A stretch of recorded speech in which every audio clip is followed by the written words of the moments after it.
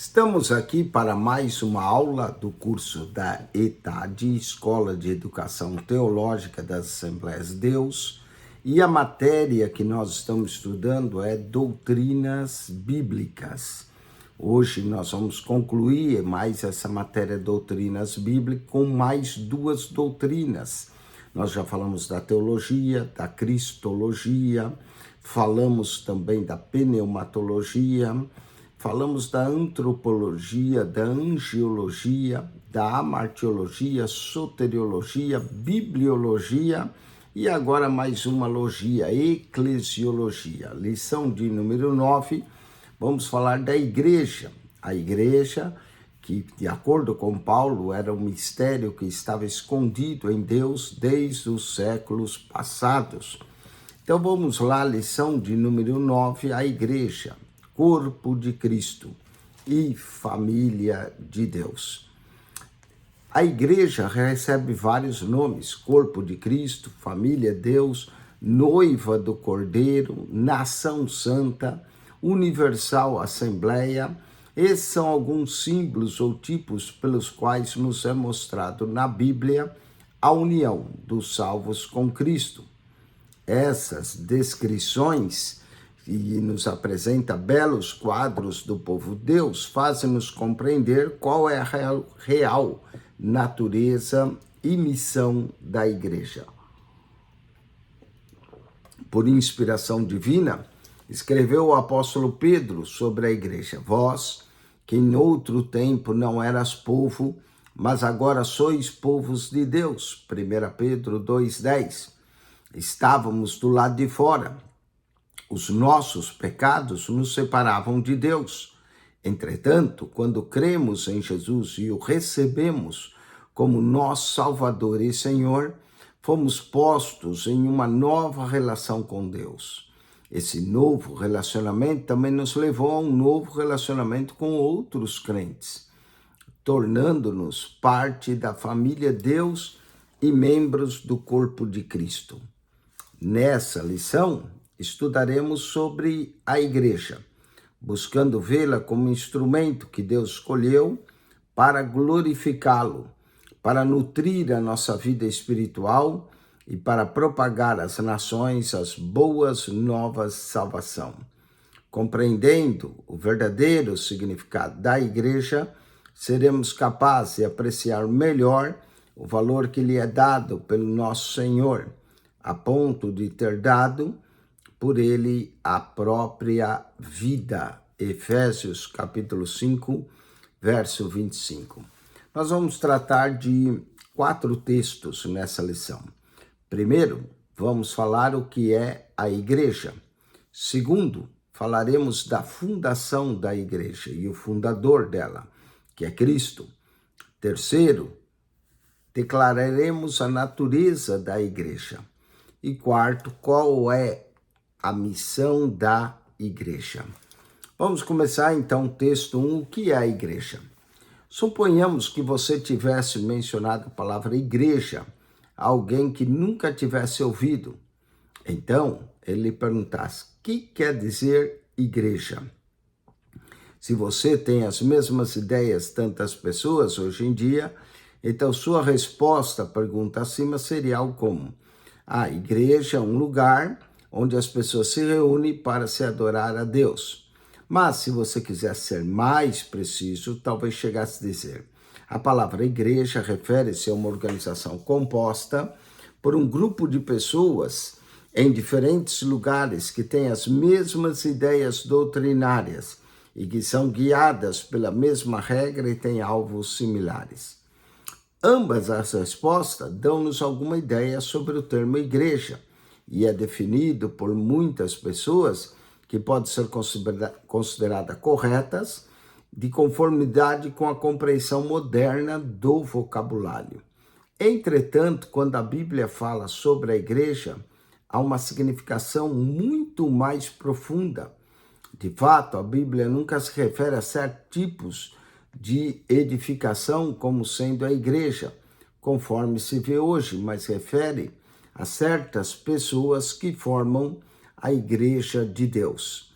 A Bíblia também nunca se refere à igreja como uma mera organização. As pessoas que identificam o vocábulo igreja dessa maneira associam a alguma denominação como batista, metodista, pentecostais, presbiteriana e etc. Há também 3 símbolos da igreja. Ela é chamada de uma virgem preparada para o noivo, como esposa do Cordeiro. Vemos também como corpo de Cristo, edifício, lavoura de Deus, nação santa, são alguns símbolos da igreja. No estudo bíblico que nós vamos fazer agora da palavra igreja, conforme esse sentido mais profundo, as palavras raízes que compõem o termo, da onde é traduzido igreja, é eclésia. Eclésia, no Novo Testamento, tem a ver com 2 palavras. Ek, que é uma preposição que diz para, e clésia, chamados. Então, eclésia é um grupo de pessoas que foram chamadas para fora, chamadas para responder à chamada de Deus. Eles tendo respondido a essa chamada divina e confessado Jesus como Senhor e Salvador, essas pessoas tornam-se agora membros da sua família e agora estão dedicados à tarefa de anunciar o Evangelho conforme o Senhor as instruiu. Obedientes, aquele que é a cabeça do corpo, Cristo, organiza-se a fim de cumprir-lhe a vontade. Em larga escala, os crentes confessam Jesus como Senhor, formam a igreja dessa forma universal, que também é chamada de a igreja invisível. Esse termo inclui, igreja invisível, todos os crentes de todos os lugares, de todas as épocas, que têm a mesma fé em Jesus Cristo e a Ele são leais. Numa escala menor, a palavra igreja pode se referir a uma congregação local de crentes, a uma assembleia cristã. São membros de uma determinada localização que compartilham da mesma fé do Senhor Jesus e são leais. A Ele reúne a fim de se adorá-lo coletivamente. Essas congregações podem ser chamadas de igrejas locais ou igrejas visíveis. Vários exemplos dessas igrejas podem ser localizados também nas páginas do Novo Testamento. Por exemplo, Romanos 1:7. A todos que estão em Roma, amados de Deus, chamados santos. 1 Coríntios 1:2. A igreja de Deus que está em Corinto, aos santificados em Cristo Jesus. Gálatas 1:2. As igrejas da Galácia. Filipenses 1, a todos os santos em Cristo que estão em Filipos, com os bispos e diáconos.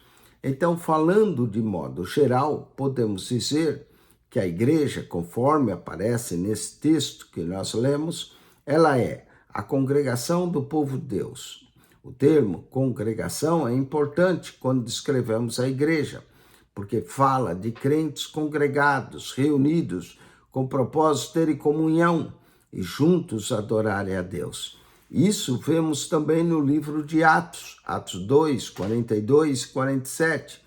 E perseveravam na doutrina dos apóstolos, e na comunhão, e no partir do pão e nas orações. E em toda a alma havia temor, e muitas maravilhas e sinais faziam pelos apóstolos. E todos os que criam estavam juntos e tinham tudo em comum, e vendiam suas propriedades e bens, e repartiam com todos, segundo cada um havia mister. E perseverando unânime todos os dias no templo, e partindo o pão em casa, comiam juntos com alegria e singeleza de coração, louvando a Deus e caindo na graça de todo o povo. E todos os dias acrescentava o Senhor à igreja àqueles que se haviam de salvar.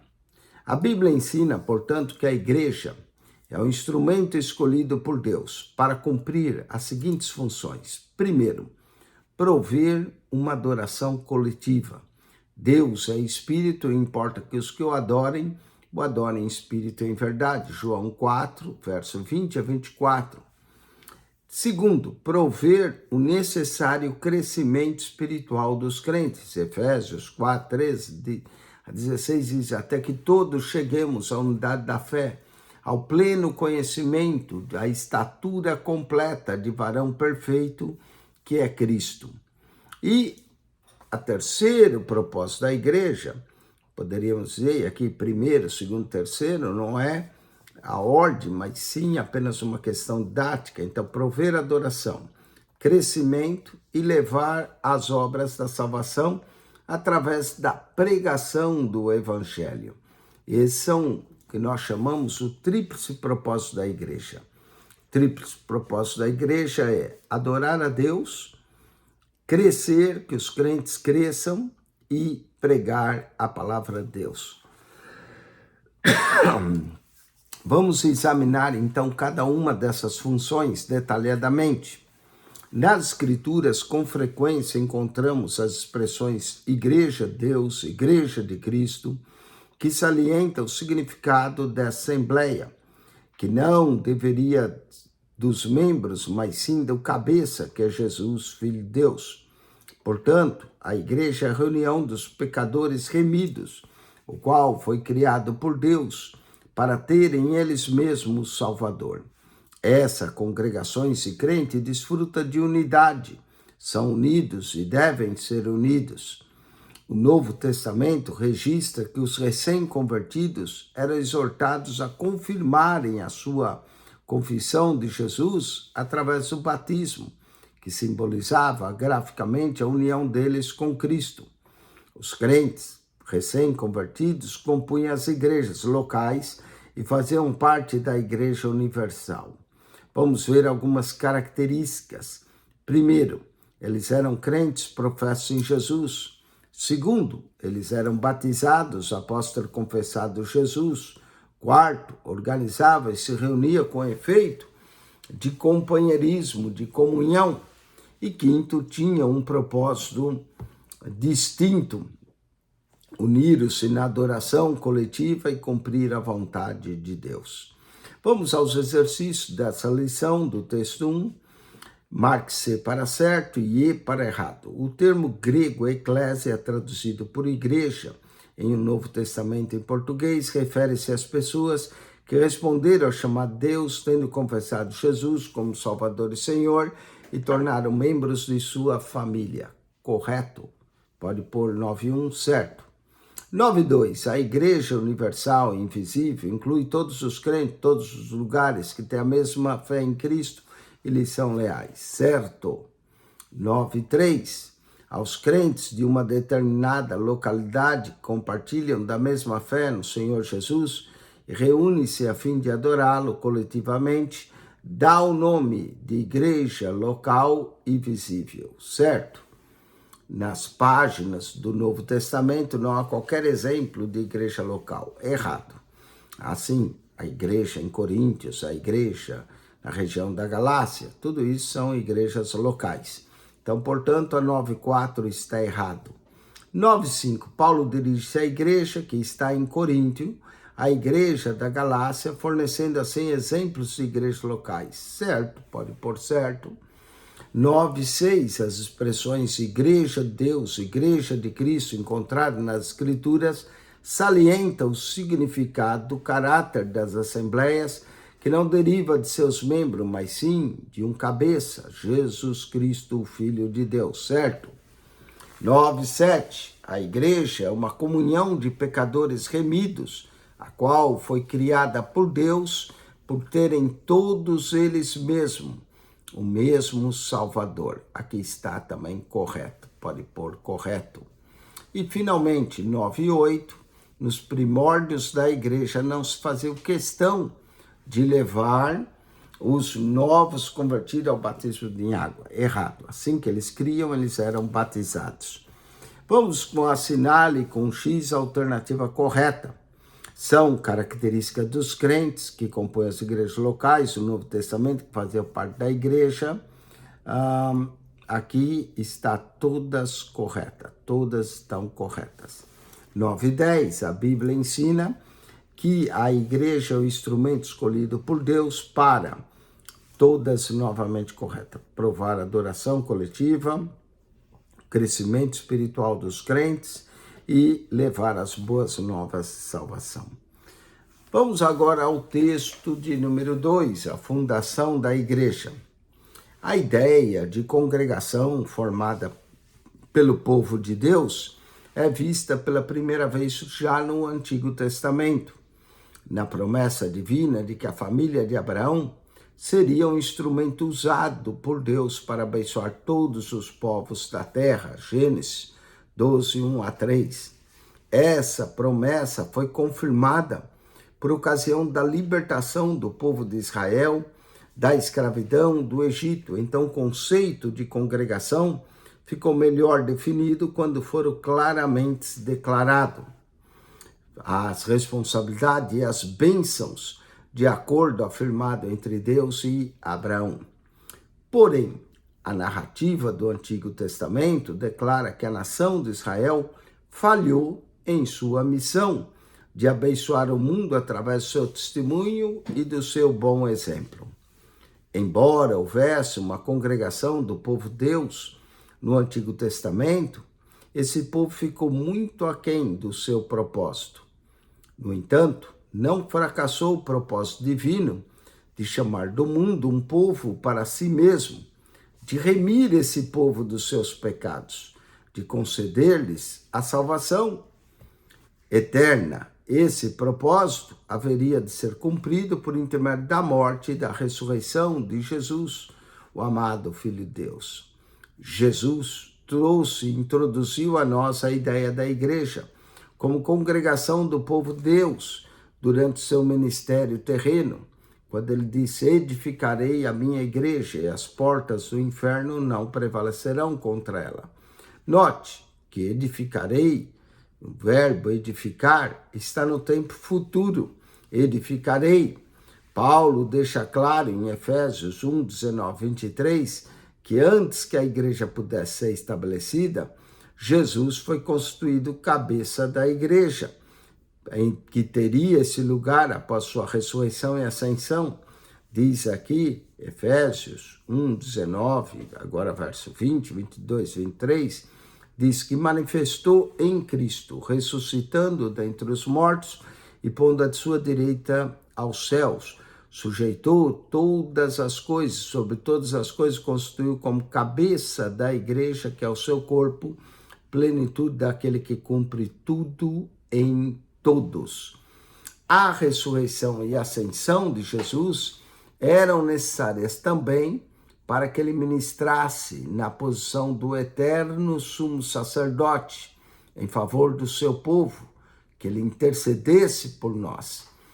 Sobre a intercessão desse sacerdote, lemos Hebreus 4 a 16, Hebreus 7, 25 a 26, sobre a intercessão de Cristo como nosso sacerdote. Ele também, ao subir ao céu, concedeu à igreja dons ministeriais. Diz que ele mesmo deu uns para apóstolos, outros para profetas, outros evangelistas, pastores e mestres. Vamos à definição e vamos examinar algumas evidências. Pouco antes de subir ao céu, Jesus encomendou aos seus discípulos que não se ausentasse de Jerusalém, mas que esperasse a promessa do Pai, que diz que de mim ouvisse. Porque, na verdade, João batizou com água, mas vós sereis batizados com o Espírito Santo. Atos 1, verso 4 a 5. Em seguida, Jesus prometeu que uma vez que ele fosse batizados no Espírito, tornar-se-iam testemunha. Atos 1, 8. Mas recebereis o poder do Espírito Santo que há de vir sobre vós e ser-me-eis testemunhas. As fiéis às palavras de Jesus, seus seguidores, permaneceram em Jerusalém, orando no cenáculo, e no dia de Pentecostes foram batizados no Espírito Santo, que desceu sobre eles e encheu-os de poder. Naquele mesmo dia, 3.000 pessoas responderam à mensagem do Evangelho, tornando-se assim uma parte integrante das Assembleias dos Salvos. Veio também o Espírito Santo, pois a vinda do Espírito assinalou na história do povo de Deus, quando os crentes foi dado o poder divino, para que eles testificassem dessa graça salvadora de Deus e da chamada universal à salvação para todos. Vemos aqui que a igreja primitiva tem algumas características. Primeiro, eles perseveravam na doutrina dos apóstolos, portanto, havia o padrão doutrinário. Eles também estavam sempre juntos, havia o fator da comunhão. Eles também praticavam o batismo na água e o partir do pão, que é a ceia do Senhor. Eles reuniam também publicamente para adorar e glorificar a Deus, Atos 2:46. Ajudavam também crentes necessitados, compartilhavam aquilo que tinham, nomeavam homens para que fossem a outros lugares pregando o evangelho, examinavam certos aspectos da propagação do evangelho, como o evangelho se propagava e também as práticas dos novos convertidos. Vamos para assinale com X a alternativa correta. A fundação da igreja deu-se, aqui a resposta correta seria no dia de Pentecoste, com a descida do Espírito Santo. Vamos a Efésios, capítulo 1, verso de número 19 a 23. Paulo deixa claro que antes que a igreja pudesse ser estabelecida e Jesus fosse constituído cabeça da igreja, teriam de ter lugar o quê? A ressurreição e a ascensão. Seria a resposta correta. A ressurreição e a ascensão, letra A. A primeira, 9:11, letra C. A 9:12, letra A. São características da igreja primitiva. Aqui todas estão corretas. Um padrão doutrinário, a comunhão e as reuniões públicas de oração e adoração a Deus. Todas estão corretas. Vamos agora ao texto de número 3, a natureza da igreja. Quando uma pessoa aceita a Cristo como seu Senhor e Salvador, o Espírito Santo que levou à salvação une todos os demais salvos num organismo espiritual que chamamos de igreja, o corpo de Cristo. Na Bíblia, a igreja é comparada a um corpo, a uma noiva, a um edifício, a ramos de vinha, a um rebanho. Essas são figuras simbólicas que pode ser aplicada ao crente individualmente, ou à igreja local e universal. A igreja é vista como um rebanho que vê o tratamento de um membro individual. Em 2 Coríntios 11:2, a igreja é chamada de a noiva de Cristo. E a figura também é aplicada com relação à assembleia. Efésios, 1 Coríntios 3:16, fala-nos que a igreja é vista como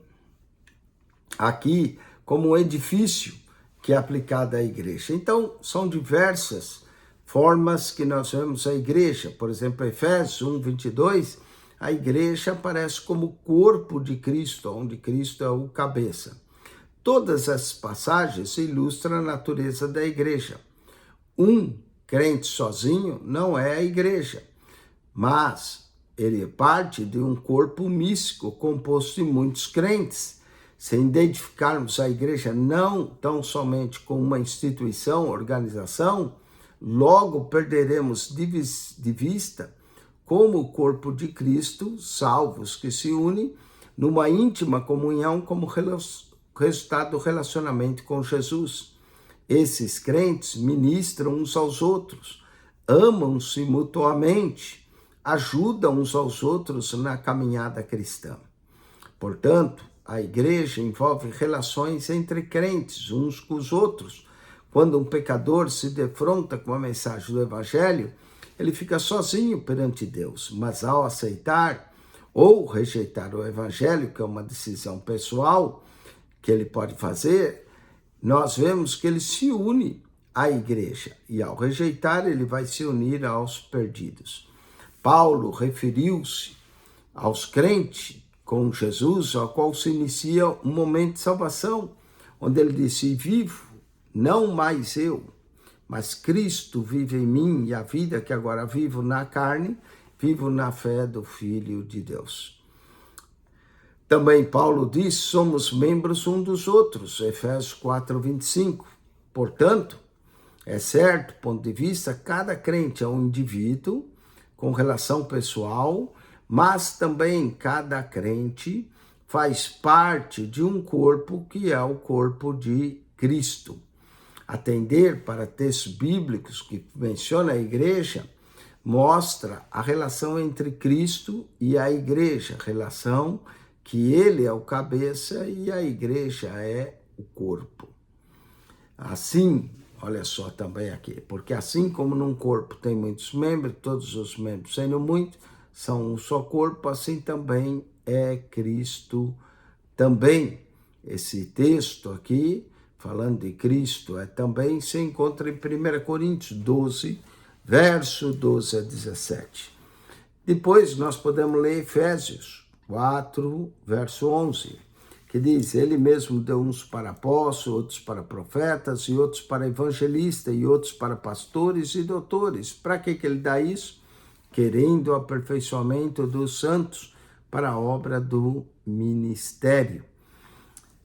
Colossenses 1,18 diz que ele é o cabeça do corpo, que é a igreja, ele é o primogênito dentre os mortos, para quem tudo tem a preeminência. Essas passagens nos permitem ver e pensar em partes de um corpo de Cristo. Isso é importante, não é? Rogo, porém, irmãos, que pelo nome do Senhor que digais toda uma mesma coisa. Então aqui vem a unidade da fé. Acima de tudo, cumpramos o mandamento do Senhor Jesus. Meu mandamento é esse, que vos ameis uns aos outros. A igreja local deve ser uma manifestação visível da união dos crentes com Cristo. E nos dias de Paulo, nós vemos que havia grandes barreiras culturais, religiosas, que separavam judeus e gentios, como também escravos e livres. Mas, a parte disso, o Evangelho não vê barreiras, pelo contrário, vê barreiras que devem ser derrubadas no nome de Cristo. Por meio da cruz de Cristo, todas as situações modificou-se. Cristo destruiu a barreira que havia entre judeus e gentios. Agora, como membro de um mesmo corpo, apesar de sermos pessoas diferentes, de origem diferente, de formações diferentes, estamos unidos em um só espírito e propósito, conforme lemos Filipenses 2:2, para que sintais o mesmo, tendo o mesmo amor, o mesmo ânimo, sentindo uma mesma coisa, vivendo agora um amor e união. Os crentes são identificados como discípulos de Cristo. Esse relacionamento entre o salvo e os seus irmãos deve sempre ter por base o amor. Não é? E diz 1 João 2,9, aquele que diz que está na luz, mas odeia seu irmão, até agora está em trevas. Paulo também repreendeu os ciúmes, as queixas entre os crentes de Coríntios, sentimentos que estavam criando facções na igreja, de modo que o apóstolo já não podia falar como espirituais, mas como carnais. Vemos que a natureza da igreja é espiritual. Entretanto, cada igreja local também está na prática entre os crentes que demonstram um relacionamento com o seu Senhor e com os outros. Vamos aos exercícios, teste 3, marque-se para certo e para errado. Na Bíblia, a igreja é comparada a um corpo, a uma noiva, a um edifício, a ramos de vinha, a um rebanho. Aqui está tudo certo. Vamos a 9:15, se identificarmos a igreja tão somente como uma instituição, organização, perderemos de vista o corpo de Cristo, correto. Em natureza, a igreja pode ser vista dois ângulos diferentes. Em primeiro lugar, envolve relações mútuas entre os crentes. Segundo, trata de uma manifestação visível da união do crente com Jesus Cristo, certo? 9:17, o crente salvo tem de se preocupar com os demais membros do corpo, pois só o que lhe importa é o seu relacionamento com Deus. Aqui ele diz, não tem que se preocupar. Na verdade, o crente tem sim que se preocupar. Então, essa 9:17 está errada. Vamos para 9:18, a salvação põe um relacionamento pessoal com Jesus e com outros crentes, tá certo? Passagens como 1 Coríntios, Efésios 4:11 permite haver todas as partes do corpo são importantes e estão para que se desenvolva individualmente a maturidade cristã. Está certo também. Contudo, a natureza, quanto que a natureza da igreja seja espiritual, cada igreja local é na prática que os crentes demonstram seu relacionamento com o seu Senhor e uns com os outros, manifestando assim o amor de Deus. Vamos agora ao texto de número 4, a missão da igreja. Para que a igreja existe? Qual é o seu propósito? Qual é a sua missão? Na epístola de Paulo aos crentes de Efésios, ficamos sabendo que Deus nos redimiu e nos adotou em Cristo e nos congregou num só corpo. Portanto, a igreja glorificada tem 3 aspectos ou direções. Para o alto, onde os crentes o adoram. Para dentro, onde os crentes se edificam a si mesmos. E para fora, quando os crentes compartilham o evangelho com os incrédulos. A igreja adora a Deus. A adoração é um ato pelo qual reconhecemos o quanto Deus merece. Nossa reverência, nosso louvor, nossa adoração coletiva, que tudo são dirigidos aos céus. E o propósito aqui é honrar a Deus. Nas lições 1-3, consideramos muitas razões pelos quais Deus é digno de adoração.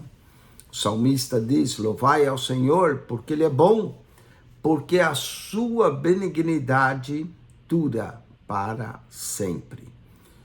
Digam-no remidos do Senhor, que os que remiu da mão do inimigo e congregou em terras do Oriente e do Ocidente, do Norte e do Sul. Salmo de número 107, verso 1-3. Jesus ensinou que Deus busca pessoas que o adoram em espírito e em verdade. Isso quer dizer que a nossa adoração deve ser, acima de tudo, sincera, tendo por alicerce o relacionamento pessoal com Jesus. Então, o nosso espírito entra em comunhão com o Espírito de Deus. E por meio da provisão da salvação, Deus removeu para sempre as barreiras que separavam judeus e gentios.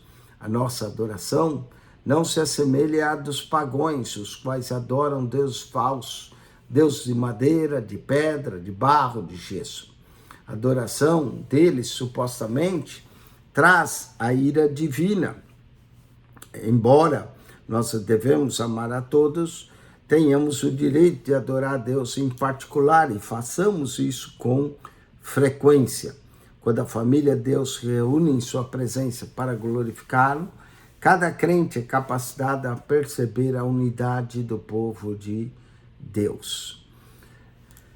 Vamos ainda na adoração coletiva. Na adoração coletiva, a igreja, sob a direção do Espírito Santo e em consonância com a palavra de Deus, busca glorificá-lo por vários meios, através de cânticos, orações, ministério da palavra, mas é importante notar que devemos adorar a Deus, e realmente adorar. E para desfrutar disso, vem a beleza da música, a habilidade do pregador, o prazer de estar com os outros irmãos. A adoração coletiva é ilustrada em várias páginas da Escritura. Neemias 8:6. E Esdras levou ao Senhor, o grande Deus, e todo o povo respondeu, amém, amém. 2 Crônicas, e toda a congregação se prostrou quando entoava. Atos 2:46. perseveravam unânimes. Apocalipse 5,13, ouvi toda a criatura que está debaixo do céu, da terra, e que estão no mar e todas as coisas que neles há. Além de cantar, orar e proferir glórias a Deus, a igreja local também deve adorar coletivamente, quando faz batismo na água, a ceia do Senhor. Tudo isso vemos a mão de Jesus. A ceia do Senhor é observada em memória ao Cristo, o que Cristo fez por nós. A igreja também se edifica a si mesmo. As Escrituras usam a ilustração de edifício, de casa, de corpo, para mostrar que eles são unidos, na verdade. A contribuição de cada membro é importante para o funcionamento saudável da igreja. O corpo humano é um organismo muito complexo, tem muitas partes, cada uma delas tem uma função diferente. O corpo de Cristo, de igual modo, conta com muitos membros. E cada membro no corpo de Cristo também tem uma função no corpo de Cristo. Romanos 12,4 diz: a profecia, serviço, encorajamento, que haja dedicação no ensinar.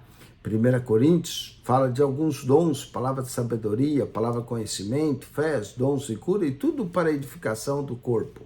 Efésios 4,11 nos fala de dons ministeriais, apóstolos, profetas, evangelistas, pastores e doutores. Deus criou para que nós pudéssemos ter harmonia no corpo espiritual que é a igreja. A ideia também de edifício traz o corpo místico de Cristo para que eles possam estarem juntos em certas ocasiões e praticar a disciplina. O relacionamento entre membros do corpo com Cristo também se manifesta através do fruto do Espírito. O cristianismo não se apareceu como uma companhia solitária, mas sim como parte do plano de Deus e como a sabedoria de Deus para nós. Último ponto, a igreja evangeliza o mundo. A igreja tem a função de pregar o evangelho, ide por todo mundo e pregai a toda a criatura, portanto, ensinai. Ou seja, a igreja deve ir e pregar, e depois pregar deve ensinar. A palavra evangelismo significa literalmente a proclamação ou declaração do evangelho. É um grande privilégio pregar o evangelho, mas também traz uma grande responsabilidade. Os crentes são pessoas do mundo, e no sentido de serem mais controladas por valores mundanos. Não obstante, Jesus leva o evangelho ao mundo não cristão, e Jesus orou ao Pai assim: não são do mundo, como eu do mundo não sou. Portanto, Cristo veio para nos salvar, e os crentes devem separar um estilo de vida de comunhão com o Salvador. O Novo Testamento nos fornece escopo do evangelismo. Mateus declara que o campo é o mundo, e ele desafiou: portanto, ide, fazei discípulos todas as nações, batizando-os em nome do Pai, do Filho e do Espírito Santo. A responsabilidade de evangelizar não é uma questão de escolha ou de preferência. Jesus falou que nós deveríamos fazer isso, é algo dinâmico. Atualmente, no ano 2022, a população mundial é de aproximadamente 8 bilhões de pessoas. E calcula-se que mais de 3 bilhões não ouviram ainda o evangelho de Jesus. Portanto, em vez de ficarmos falando de política, brigando, vamos pregar o evangelho. Cada crente salvo é arrancado do mundo e é desafiado agora a viver para Cristo, a ir e anunciar o evangelho. Vamos para os exercícios. A igreja glorifica a Deus quando todas estão corretas. O propósito da adoração coletiva de Deus é Letra B, tributar louvor e honra a Deus por aquilo que Ele é e por aquilo que Ele faz. Marque-se para certo e para errado, conforme Efésios 1, 6 e 3, 10, a missão da igreja reúne em tornar conhecida a multiforme sabedoria de Deus, certo? 9:24, na adoração coletiva, sob a direção do Espírito, em consonância com a palavra, busca glorificar a Deus, certo? Batismo em água e Santa Ceia celebra em memória a Cristo. São atos de adoração coletiva, certo?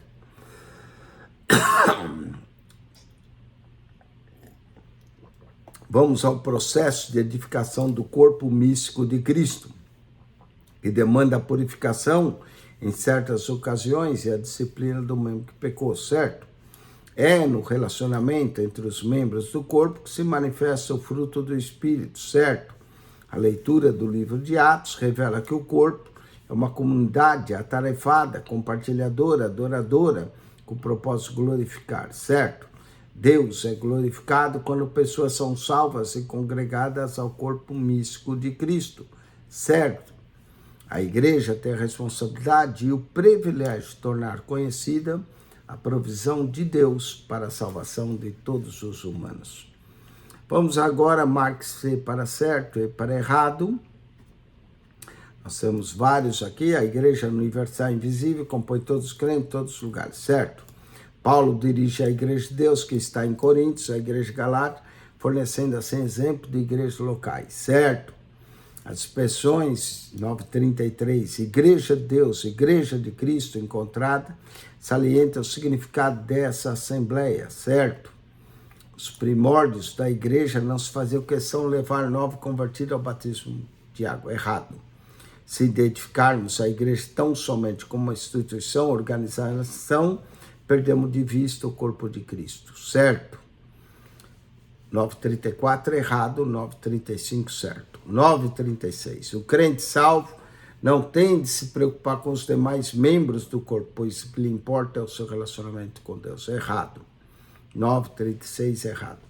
A salvação põe-nos um relacionamento pessoal com Jesus e com outros crentes, embora diferentes as necessidades, certo? Pode colocar certo, 9:37. Passagem como 1 Coríntios, Efésios 4:11, permite-nos ver quantas partes do corpo são importantes, certo? Contanto a natureza de Cristo ser espiritual, cada igreja local é na prática o que os crentes demonstram seu relacionamento com o seu Salvador e com outros, certo? Efésios 1, 6 e 3, 10 nos fala que a missão da igreja reúne em tornar conhecida a multiforme sabedoria de Deus, certo? O processo de edificação do corpo místico de Cristo demanda purificação. Isso pode significar, em certas ocasiões, disciplinas, um membro que pecou, certo? É no relacionamento entre os membros do corpo que se manifesta o fruto do Espírito, certo? A leitura do livro de Atos revela que o corpo é uma comunidade atarefada, compartilhadora, adoradora, mas unida com o propósito de glorificar e crescer em seu amor e tornar outras pessoas seu reino, certo? 9:44. Deus é glorificado quando pessoas são salvas e congregadas no corpo místico de Cristo. Está certo.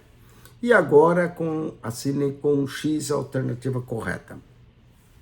São características dos crentes, compunham as várias igrejas locais que faziam parte da Igreja Universal. Aqui está todas corretas, todas estão corretas. A Bíblia ensina, letra D, 9:46, a Bíblia ensina que a igreja é o instrumento escolhido por Deus. Novamente, todas estão corretas. Promover a adoração, crescimento espiritual e levar as boas novas. 9:47, quanto à sua natureza, a igreja de Cristo é... Todas estão corretas. E a 9:48, a igreja glorifica a Deus quando, novamente, todas estão corretas. Os crentes adoram, edificam uns aos outros, compartilham o evangelho com incrédulos. Com isso, terminamos a lição 9. Vamos tirar um pequeno intervalo, 10, 15 minutos, e voltamos para a lição de número 10, e concluindo o livro Doutrinas Bíblicas. O aluno que não pagou a sua próxima matéria, procure a pastora para o fazê-lo.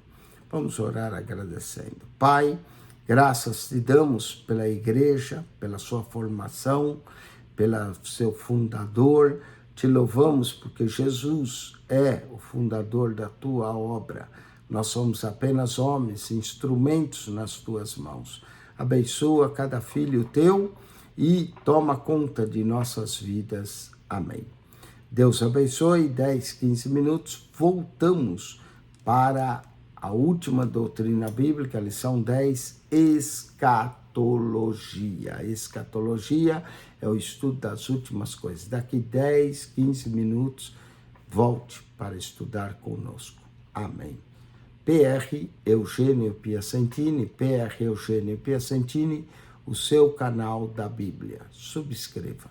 Amém.